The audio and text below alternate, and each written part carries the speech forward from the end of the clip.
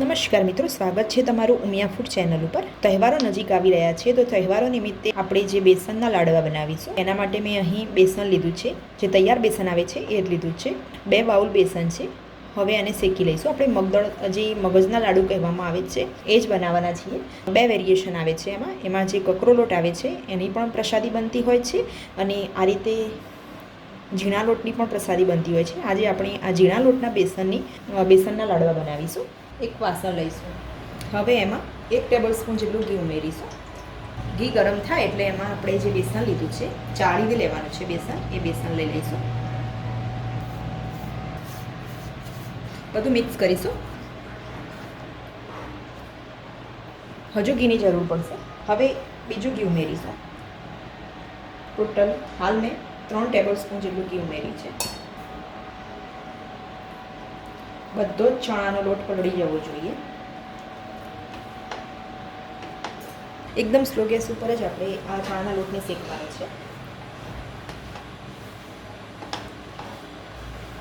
હજુ એક અડધા ટેબલસ્પૂન જેટલું ઘી ઉમેરીશું।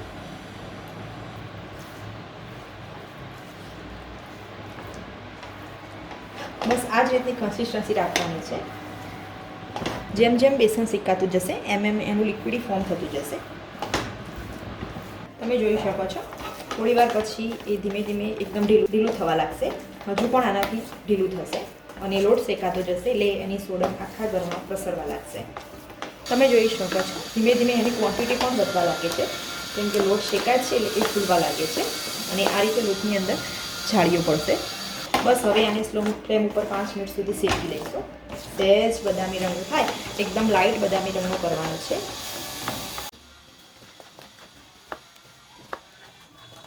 2 વાટકા સામે ટોટલ 4 ટેબલસ્પૂન ઘી ગયું છે, એટલે કે અડધો બાઉલ જેટલું ઘી ગયું છે, અડધા બાઉલથી ઉપર।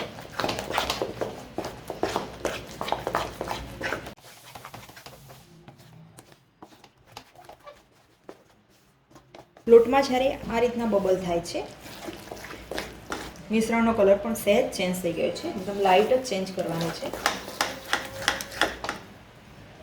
હવે ગેસની ફ્લેમને આપણે ઓફ કરી દઈશું અને થોડી વાર આ રીતે હલાવતા રહીશું, લગભગ 2 થી 3 મિનિટ, નીચે ચોંટી ના જાય। હવે 2-3 મિનિટ પછી આ મિશ્રણને એક મોટી કડાઈમાં લઈ લઈશું। હવે આને ઠંડુ થાય એટલે બહુ ઠંડુ નથી કરી દેવાનું, સહેજ નવાયું હોય એટલે આપણે અંદર દળેલી ખાંડ ઉમેરીશું। મિશ્રણ એકદમ ગરમ પણ નહીં અને એકદમ ઠંડુ પણ નહીં, એકદમ નવાયું હોય એટલે એમાં આપણે ખાંડ ઉમેરીશું। દળેલી ખાંડ ઉમેરવાની છે।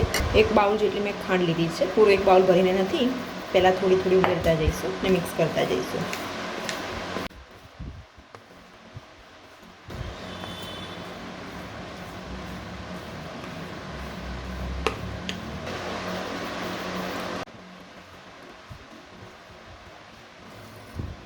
એકદમ મિક્સ કરી દીધું છે। હવે એને 2 થી 3 કલાક સુધી ઠરવા દઈશું।